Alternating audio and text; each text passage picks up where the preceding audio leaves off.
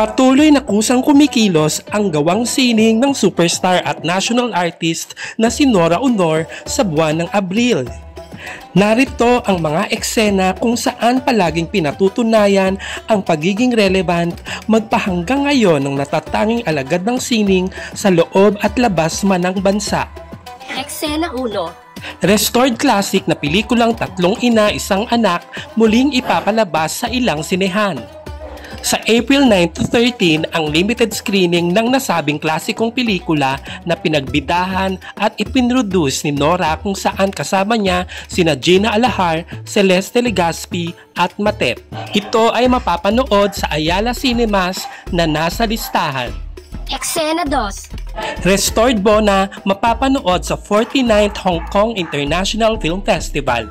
Patuloy ang Bona sa kanyang paglalakbay. Magbabalik sa Asia ang nasabing critically acclaimed worldwide classic film sa pamamagitan ng pagpapalabas nito sa Hong Kong International Film Festival na gaganapin sa April 10 to 21.